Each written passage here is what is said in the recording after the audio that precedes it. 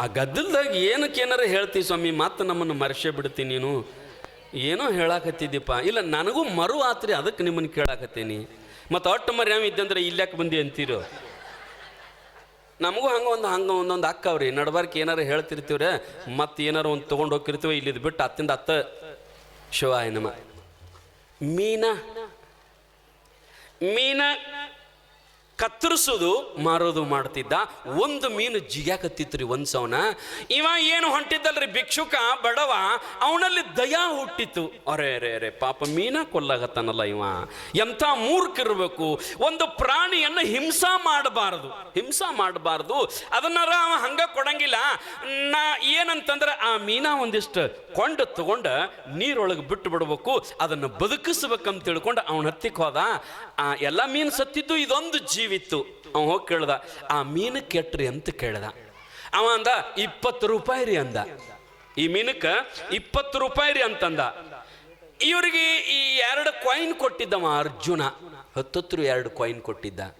ಇದನ್ನಾರ ಏನು ಮಾಡಲಿ, ಇದ್ರೊಳಗೆ ನನ್ನ ಲೈಫ್ ಸೆಟ್ಲ್ ಏನಾಗ್ತದ, ಏನು ಮಾಡೋಕ್ಕಾಗ್ತದ ಅಂತ ತಿಳ್ಕೊಂಡು ಅವನಲ್ಲಿ ಈ ಭಾವನೆ ಬಂದು ಮೀನಾ ತಗೊಂಡು ನೀರೊಳಗೆ ಹೋಗೋದು, ಅದನ್ನು ಬದುಕಿಸಿ ಹೋಗ್ಬೇಕಂತೇಳಿ ಮೀನಾ ತಗೊಂಡು ಕರೀದಿ ಅದನ್ನು ಮೀನಾ ತಗೊಂಡು ಇನ್ನೇನು ಆ ಮೀನಾ ತಗೊಂಡು ಹೊಳ್ಯಾಗ ಒಗಿಬೇಕಂತ ಹೊಂಟಿದ್ದ. ಹೋಗುವಾಗ ಆ ಮೀನಿನ ಗಂಟಲದೊಳಗೆ ಏನೋ ಸಿಕ್ಕಿತ್ರಿ, ಅದು ಒದ್ದಾಡಕತ್ತಿತ್ತು ಮೀನಾ. ಒದ್ದಾಡಿ ಸಾಯಾಕತ್ತಿತ್ತು. ಇಟ್ಟ್ಯಾಕ ಬಿಕ್ಕಾಕತ್ತದ ಮೀನಾ, ಏನು ಒದ್ದಾಡಕತ್ತದ ಅಂತ ತಿಳ್ಕೊಂಡು ಅದ್ರ ಹಗರ್ಕ ಬಾ ಹಿಂಗೆ ತೆಗೆದು ಹಿಂಗೆ ನೋಡ್ದ, ಅದ್ರಾಗ ವಜ್ರದ ಉಂಗುರಿತ್ತು ರೀ. ಅದ್ರೊಳಗೆ ವಜ್ರದ ಉಂಗುರಿತ್ತು. ಅವ ಅಂದ, ಅರೆ ನಂದ ಇದು ವಜ್ರದ ಉಂಗುರ, ಅರ್ಜುನ ಕೊಟ್ಟದ್ದು ವಜ್ರದ ಉಂಗುರ. ಹಗಾರ್ಕ ತಕ್ಕೊಂಡ ಅಲ್ಲೇ ಕುಂತಿದ್ ನೋಡ್ರಿ ನದಿ ದಂಡಿಗೆ ಕುಂತಾಗ ಅದನ್ನ ತಕ್ಕೊಳ್ಳುವಾಗ ಒಂದು ಮಾತಂದ, ಸಿಕ್ಕಿತ್ತಪ್ಪ, ಸಿಕ್ಕಿತ್ತು ಅನ್ನಕತ್ತಿದ. ಅನುಗುಣದ ಅವೇನ ಬಂಗಾರದ 1000 ನಾಣ್ಯಗಳನ್ನು ತಗೊಂಡೋಗಿದ್ಲ, ಅವ ಹಿಂದೆ ಬಂದಿದ್ದ.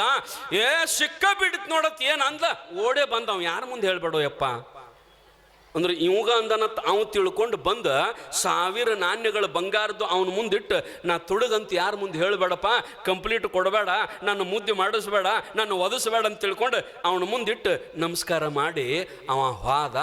ಅನುಗುಣದ ಮಾತಿಯವರಿಬ್ಬರು ಕೃಷ್ಣ ಪರಮಾತ್ಮ ಅರ್ಜುನ ನಡ್ಕೊಂತ ಬರಾಕತ್ತಿದ್ರು. ಅರ್ಜುನ ಅಂದಂತ, ಏನು ಯಪ್ಪ ನಿನ್ನ ಲೀಲಾ ಕೃಷ್ಣ, ಒಂದ್ಸಾರಿ ಎಲ್ಲ ಕಸ್ಕೊಂಡು ನೋಡಿದಿ, ಕೊಟ್ಟದೆಲ್ಲ ಕಸ್ಕೊಂಡು ನೋಡಿದಿ, ಈಗ ಹೊಳ್ಳಿ ಮತ್ತೆ ಎಲ್ಲಾನು ಕೊಟ್ಟಿ, ಏನ್ ಲೀಲಾ ಇದು ನಿಂದು ಯಾಕ ಅಂತ ಕೇಳಿದಾಗ ಕೃಷ್ಣ ಪರಮಾತ್ಮ ಹೇಳಿದ, ನೀ ಮೊದಲು ನಾಣ್ಯಗಳೇನು ಕೊಟ್ಟಿದ್ಲ, ಆಗವ ತನ್ನ ಸಲುವಾಗಿ ಅಟ್ಟ ವಿಚಾರ ಮಾಡಿದ. ನಾನು ಹೆಂಡತಿಗೆ ಬಂಗಾರ ಮಾಡಿಸ್ಬೇಕು, ಮನಿ ಕಟ್ಟಬೇಕು, ಕಾರ್ ತಗೋಬೇಕಂತ ತನ್ನ ಸಲುವಾಗಿ ತಾವು ವಿಚಾರ ಮಾಡಿದ. ಅದಕ್ಕೆ ಅದು ಹೋಗಿಬಿಡ್ತು. ಮತ್ತೆ 2ನೇ ಸರಿ ವಜ್ರದ ಉಂಗುರ ಕೊಟ್ಟಾಗನು ತಾವು ವಿಚಾರ ಮಾಡಿದ, ಇನ್ನೊಬ್ಬರದು ವಿಚಾರ ಮಾಡಲಿಲ್ಲ, ಕೊಡಬೇಕಂತಕ್ಕಂಥ ಭಾವನೆ ಬರಲಿಲ್ಲ, ಅದಕ್ಕೆ ಅದು ಹೋಯಿತು. 3ನೇ ಸಾರಿ ಏನು 2 ನಾಣ್ಯಗಳನ್ನು ಕೊಟ್ಟಿಲ್ಲ, ಅವನಲ್ಲಿ ಇನ್ನೊಬ್ಬರಿಗೆ ಕೊಟ್ಟ ಇನ್ನೊಂದು ಜೀವವನ್ನು ಬದುಕಿಸ್ಬೇಕಂತ ಭಾವನೆ ಬಂತಲ್ಲ, ಅವ ಇನ್ನೊಬ್ಬರದು ಎಂದು ನೋಡಕತ್ತಲ್ಲ, ಅವಂದು ನಾ ನೋಡಕತ್ತ ನೋಡಪ್ಪ ಅಂತ ಕೃಷ್ಣ ಹೇಳ್ದಂತ.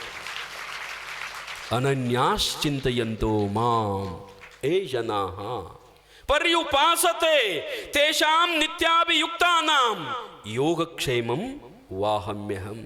ಯಾರು ಇನ್ನೊಬ್ಬ ಬಡವನಲ್ಲಿ ಪರಮಾತ್ಮನನ್ನು ಕಾಮ್ತೀರಿ, ಯಾರು ದೀನರಲ್ಲಿ ಪರಮಾತ್ಮನನ್ನು ಕಾಣ್ತೀರಿ, ಯಾರು ಅಂಗಹೀನರಾಗಿ ಅಂಗವಿಕಲರಲ್ಲಿ ಪರಮಾತ್ಮನನ್ನು ಕಾಣ್ತೀರಿ, ಯಾರು ಕುಡ್ರಲ್ಲಿ ಪರಮಾತ್ಮನನ್ನು ಕಾಣ್ತೀರಲ್ಲ, ಆ ಪರಮಾತ್ಮ ನಿಮ್ಮ ಯೋಗಕ್ಷೇಮಕ್ಕೆ ಹಿಂದೆ ತಯಾರಾಗಿ ನಿಂತು ಬಿಡ್ತಾನಂತ ಪರಮಾತ್ಮ ನಿಮಗೆ. ನೀವು ಇನ್ನೊಬ್ಬರ ಸಲುವಾಗಿ ಸಹಾಯ ಮಾಡಕ್ಕೆ ನಿಂತ್ರಿ ಅಂದ್ರೆ ನಿಮಗೆ ಸಹಾಯ ಮಾಡಕ್ಕೆ ಪರಮಾತ್ಮ ಹೆಗಲ ಮೇಲೆ ಚೀಲ ಹೊತ್ತುಕೊಂಡು ಬಂದು ನಿಂದಿರ್ತಾನಂತ. ತರುವುದು ಲೇಟ್ ಆಗ್ತದ, ಚೀಲ ಹೊತ್ಕೊಂಡ ನಿಂದಿರ್ತಾನಂತ. ಯಾವಾಗ ಕೊಡಾಕ ತಯಾರಾಗೇನ ಏನಂತಂದ್ರ, ನೀ ಯಾರಿಗಾರ ₹1 ಕೊಟ್ಟಿ ಅಂದ್ರೆ ನಿನಗೆ 1000 ರೂಪಾಯಿ ಕೊಡಾಕ ತಯಾರಾಗಿ ನಿಂತೇ ಇರ್ತಾನಂತ ಪರಮಾತ್ಮ. ನೀ ಕೊಡುವುದನ್ನ ದಾರಿ ನೋಡ್ತಿರ್ತಾನಂತ. ಅದಕ್ಕೆ ತಾಯಂದಿರ, ಪರಮಾತ್ಮನ ಋಣ ಭಾಳ ದೊಡ್ಡದದ. ಈ ಜಗತ್ತಿನೊಳಗೆ 5 ಮಂದಿ ಋಣ ಅದ ನಮ್ಮ ಮ್ಯಾಲ. ಸಾಯುದ್ರೊಳಗೆ ತೀರ್ಸಕ್ಕಾಗದೇ ಇದ್ರು ಒಂದಿಷ್ಟಾದರೂ ತೀರ್ಸಕ ಪ್ರಯತ್ನ ಮಾಡಬೇಕು. ಒಂದನೇದ್ದು ನಮ್ಮೆಲ್ಲರ ಮೇಲೆ ಪರಮಾತ್ಮನ ಋಣ ಅದ. ಇದನ್ನೆಲ್ಲ ಕೊಟ್ಟವ್ರು ಯಾರು?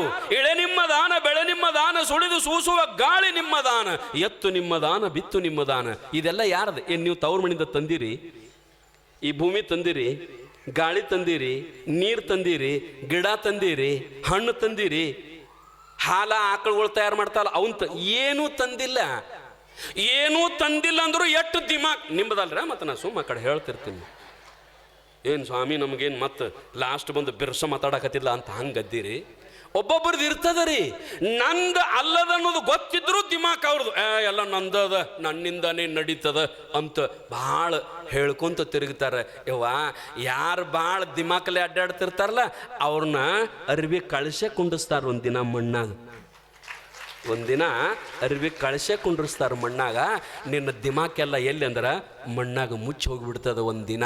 ಅದಕ್ಕೆ ನಾವು ಪರಮಾತ್ಮ ಎಲ್ಲ ಕೊಟ್ಟಾನಲ್ಲ, ಎಲ್ಲ ಪರಮಾತ್ಮಂದದ. ಬರುವಾಗ ಬತ್ತಲೆ, ಹೋಗುವಾಗ ಬತ್ತಲೆ, ಬಂದು ಹೋಗುವ ನಡುವೆ ಬರೀ ಕತ್ತಲೆ, ಎಲ್ಲ ಅವಂದದ ರೀ ಪರಮಾತ್ಮಂದ. ಅದಕ್ಕೆ ಅವನ ಋಣ ಭಾಳ ದೊಡ್ಡದ. ಈ ಶರೀರ ಕೊಟ್ಟವ ಯಾರಂತೀರಿ? ಇದು ಭಗವಂತನ ಕರುಣೆ ಅದ, ಭಗವಂತನ ಕೃಪಾದ ಈ ಶರೀರ. ಇಟ್ಟು ಚಂದ ಕೊಟ್ಟ ನೆನೆಸೋದೆ. ಕೈ ಒಂದು ಹಿಂಗೆ ಮಾಡಿಬಿಟ್ಟಿದ್ರೆ ಏನು ಮಾಡ್ತೀರಿ? ಈಗೆಲ್ಲ ಕೈ ಬರೋಬರದಾವಿಲ್ರಿ. ಒಬ್ಬೊಬ್ರಿ ಕಾಲ ಕೈಯ ಹಿಂಗೆ ಮಾಡ್ಕೋತ ಎಳ್ಕೋತ ಅಡ್ಡಾಡ್ತಿರ್ತಾರಲ್ಲ. ಮತ್ತು ದೇವ್ರು ನಮ್ಮನ್ನು ಸುದ್ದಿಟ್ಟಲ್ಲ, ಇದ್ರಕ್ಕಿಂತ ದೊಡ್ಡದು ಏನದ ರೀ? ಕಣ್ಣು ಮ್ಯಾಳಿಟ್ಟಿಲ್ಲ, ತೆಲ್ ತುಂಬ ಕೂದ್ಲ ಕೊಟ್ಟಾನ, ಕೆಲವೊಬ್ರು ಕೂದ್ಲ ಇರಂಗಿಲ್ಲ. ಎಲ್ಲ ಒಂದ್ಸಾರಿ ನೋಡ್ರಿ ಪರಮಾತ್ಮನ ಸೃಷ್ಟಿ ಹೆಂಗದ. ಉಗುರು ಎಷ್ಟು ಚಂದ ಮಾಡ್ಯಾನ. ಮತ್ತೆ ಎಲ್ಲಾರ ಕೆರ್ಸಾಕೈತಂದ್ರೆ ಗಾಡಿಗೆ ತಿಕ್ಕುದದನ್ರಿ ಹೋಗಿ.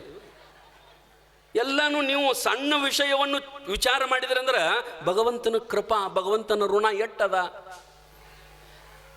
ಒಂದನೇದ್ದು ಪರಮಾತ್ಮನ ಋಣ, ಎರಡನೇದ್ದು ತಂದೆ ತಾಯಿಯ ಋಣ. ತಾಯಿ ತಂದೆ ನಮ್ಮನ್ನ ಇಷ್ಟು ದೊಡ್ಡವ್ರನ್ನ ಮಾಡ್ಬೇಕಾದ್ರೆ ಎಷ್ಟು ಕಷ್ಟ ಆಗ್ಯದ ಅವ್ರಿಗೆ. ಎರಡನೇದ್ದು ತಂದೆ ತಾಯಿಯ ಋಣ, ಮೂರನೇದ್ದು ಗುರುವಿನ ಋಣ. ಇವರ ಋಣನೂ ಭಾಳ ಅದ. ಮ್ಯಾಲ ಕೂತವ್ರದ್ದು ನಿಮ್ಗೆ ಭಾಳ ಋಣ ಅದ, ಗುರುವಿನ ಋಣ. ಆನಂತರ ಸಮಾಜದ ಋಣ, ಆನಂತರ ಪ್ರಕೃತಿಯ ಋಣ. ಇವತ್ತರನ್ನೆಲ್ಲ ಮರ್ತೀವಿ ನಾವು. ಒಬ್ಬೊಬ್ರು ಅಂತಿರ್ತಾರ, ಯಾವಂದೇನು ಹೇಳ್ರಿ ನಮ್ಮದೆಲ್ಲ ಆಯ್ತಿ, ಯಾವ ನಮಗೆ ಕೊಳಮಿಲ್ಲ. ಹಂಗಾರ ಮನ್ಯಾಗ ಕೂತು ಕಟ್ಟ ಮಾಡ್ಕೊಂಡು ನೋಡುನು. ಬೇಕ್ರಿ ಅವರು ಕಟ್ಟ ಮಾಡೋರು.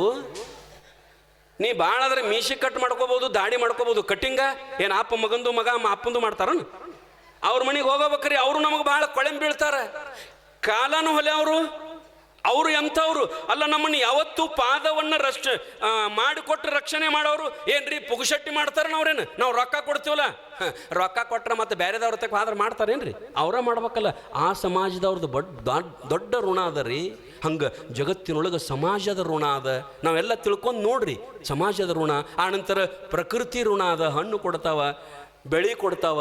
ಇವೆಲ್ಲ ಒಂದೊಂದು ಋಣ ಒಂದೊಂದು ದಿವಸ ಹೇಳ್ಬೇಕು ನಾವು. ಏನು? ಪರಮಾತ್ಮನ ಋಣನ ಒಂದು ದಿನ ಹೇಳಬೇಕು, ಪ್ರಕೃತಿಯ ಋಣನ ಒಂದು ದಿನ ಹೇಳಬೇಕು, ತಂದೆ ತಾಯಿಯ ಋಣ ಒಂದು ದಿನ, ಒಂದು ತಿಂಗಳು, ಒಂದು ವರ್ಷ ಅಲ್ಲ, ನಾ ಸಾಯುತಕ ಹೇಳಿದ್ರು ಹಡದವ್ವ ಅಪ್ಪನ ಋಣ ತೀರಂಗಿಲ್ಲ. ಅಂತ ದೊಡ್ಡ ಋಣ ಅದ ತಾಯಂದಿರ. ಅದಕ್ಕೆ ಕಡಪಟ್ಟಿ ಗ್ರಾಮದವರು ಬಹಳ ದೊಡ್ಡ ಕಾರ್ಯಕ್ರಮವನ್ನು ಈ ವರ್ಷ ಆಯೋಜನೆ ಮಾಡಿ ಪ್ರವಚನಕ್ಕೆ ಬೆಳಗಲಿ ಸ್ವಾಮೀಜಿ ಅವ್ರನ್ನ ಕರೆಸ್ಬೇಕಂತ ತಿಳ್ಕೊಂಡು ನಮ್ಮ ಎಲ್ಲ ಕಮಿಟಿಯವರು ಸಂಕಲ್ಪವನ್ನು ಮಾಡಿ ಮುತ್ತಿನಕಂತಿ ಮಠದ ಅಜ್ಜಾರತ್ಯಕ್ಕೆ ಬಂದು ಕೇಳಿದಾಗ ಪೂಜ್ಯ ಅಪ್ಪಾಜಿಯವರು ಪ್ರಾರಂಭದೊಳಗೆ ಬಂದಾಗ, ಇಲ್ಲ ಮಧ್ಯದೊಳಗೆ ಬಂದಾಗ ಅಪ್ಪ ಅವ್ರು ಒಂದು ಮಾತು ಭಾಳ ಚಂದ ಅಂದ್ರೆ ನೋಡ್ರಿ, ಪ್ರವಚನ ಅಂತಂದ್ರೆ ಯಾರು ನೆನಪಾಗ್ತಾರ ಅಂತಂದ್ರೆ ನಮಗೆ ಬೆಳಗಲಿ ಅವ್ರು ನೆನಪಾಗ್ತಾರ. ನಾವು ಅವ್ರಿಗೆ ಹೇಳ್ಬೇಕಂತ ತಿಳ್ಕೊಂಡು ಸೂಚನಾ ಮಾಡೀನಿ ಅಂತ ತಿಳ್ಕೊಂಡು ಪೂಜ್ಯ ಅಪ್ಪಾಜಿಯವರು ಕೂಡ ಒಂದು ಮಾತು ಹೇಳಿದರು. ಆದರೆ ನಾನೇನು ಅಂತಹ ದೊಡ್ಡ ಪ್ರವಚನಕಾರಲ್ಲ. ಏನು ಮಹಾತ್ಮರು ಕುಂತಾರಲ್ಲ, ಇವರಿಂದ ಒಂದೊಂದು ನುಡಿಗಳನ್ನು ಕೇಳಿ ಒಂದಿಷ್ಟು ಅಧ್ಯಯನ ಮಾಡಿ ಹೇಳಲಿಕ್ಕೆ ಬರ್ತಕ್ಕಂಥ ವ್ಯವಸ್ಥೆ. ಆ ರೀತಿಯೊಳಗೆ ನಾ ಏನಾದರೂ ಹೇಳ್ತಿದ್ರೆ ಇವರೆಲ್ಲ ಮಹಾತ್ಮರ ಒಂದು ಕೃಪಾ, ಒಂದು ಕರುಣೆ, ಆ ಕೃಪಾ ದೃಷ್ಟಿಯಿಂದ ಒಂದೆರಡು ಮಾತುಗಳನ್ನು ತಮ್ಮೆಲ್ಲರಿಗೆ ಒಂದು 10-11 ದಿವಸ ಹೇಳಿದ್ದೀನಿ. ಅದರೊಳಗೆ ಒಳ್ಳೆಯ ಮಾತುಗಳೇನಾರು ಇದ್ದು ಅಂತಂದ್ರೆ ಅವು ಮಹಾತ್ಮರ ಮಾತು ಅಂತ ತಿಳ್ಕೊರಿ. ಏನಾರ ಒಂದಿಟ್ಟು ಹೆಚ್ಚು ಕಮ್ಮಿ ಇದ್ದು ಅಂದ್ರೆ ಅವು ನಮಗೆ ಕೊಟ್ಟು ಬಿಡ್ರಿ, ವಾಪಸ್ ನಮಗೆ ಕೊಟ್ಟು ಬಿಡ್ರಿ. ಆ ರೀತಿಯೊಳಗೆ ಎಲ್ಲ ಕಮಿಟಿಯವರಿಗೆ ಇಲ್ಲಿ ಬಂದು 11 ದಿನ ಇಷ್ಟು ಜನ ಬಂದು ಕೇಳಿರಲ್ಲ, ಇವ ನಿಮಗೆ ದೊಡ್ಡ ಶರಣಾರ್ಥಿಗಳು. ಯಾಕಂದ್ರೆ ಧಾರಾವಾಹಿ ಬಿಟ್ಟು, ಫೋನ್ ಬಿಟ್ಟು, ಮೊಮ್ಮಕ್ಕಳನ್ನ ಬಿಟ್ಟು, ಮಕ್ಕಳನ್ನ ಬಿಟ್ಟು, ಮತ್ತು ಅವ್ ಕಾಡು ಗಂಡಪ್ಪನೊಬ್ಬನ ಅವ್ನು ಹೋಗ್ಬಿಡಂಗಿಲ್ಲ ರೀ. ಎಲ್ಲಿ ಹೊಂಟದಿ ಸಜ್ಜಾಕಿಲ್ಲ ಟೈಮ್ ಆತಂದ್ರೆ ಅನ್ಕೊಲ್ಲ ಪುರಾಣಕ್ರಿ ಪುರಾಣ ನಾ ಹೇಳ್ತೀನಿ ಸುಮ್ಕೊಂಡ್ರಿ ನೋಡು ಅವ್ನು ಪುರಾಣ ಹೇಳ 20 ವರ್ಷ ಗೊತ್ತಿಲ್ಲ ನಿಂದಕ್ಕೆ ಈಗ ಪುರಾಣ ನೀನ ಹೇಳಿಯಲ್ಲ ಹೋಗು ಕೊಡಂಗಿಲ್ರಿ ಅಂಥವು ಗಾಂಡುಗಳು ಅಂಥ ಒಂದೊಂದು ಅದಾವು ಅವತ್ತರಿಗೆಲ್ಲ ಸಮಾಧಾನ ಮಾಡಿ ಬಂದು ತಾವೆಲ್ಲ ಕೇಳಿರಿಲ್ಲ ಯವ್ವ ಭಾಳ ಚಲೋ. ಯಾಕಂದ್ರೆ ನೀವೇ ಇರಲಿಲ್ಲ ಅಂದ್ರೆ ನಾವು ಯಾರಿಗೆ ಹೇಳ್ಬೇಕು? ಈ ಗಿಡಕ್ಕೆ ಕಂಬಕ್ಕೆ ಹೇಳ್ಬೇಕಾರೆ ನಿಮ್ಮದು ದೊಡ್ಡ ಋಣ ಅದ ರೀ ತಾಯಂದಿರ, ನಿಮ್ಮದು ದೊಡ್ಡ ಋಣ ಅದ. ಆ ರೀತಿಯೊಳಗೆ ತಮಗೆಲ್ಲ ದೊಡ್ಡ ಬಸವೇಶ ವೇದಿಕೆ ಮೇಲೆ ಕೂತಿರ್ತಕ್ಕಂಥ ಎಲ್ಲ ಮಹಾತ್ಮರು ತಮ್ಮೆಲ್ಲರಿಗೆ ಆಯುಷ್ಯ ಆರೋಗ್ಯ ಭಾಗ್ಯ ಸಿರಿ ಸಂಪತ್ತನ್ನು ಕೊಟ್ಟು ಕರುಣಿಸಲಿ ಎಲ್ಲ ಮಹಾತ್ಮರನ್ನು ತಿಳ್ಕೊಂಡು ವಾಗ್ರೂಪ ಸೇವೆಗೆ ವಿರಾಮ ಮಾಡೋಣ. ಸಾಂಬ ಜಯ ನಮ ಪಾರ್ವತೇ ಪತೆ ಹರ ಹರ ಮಹಾ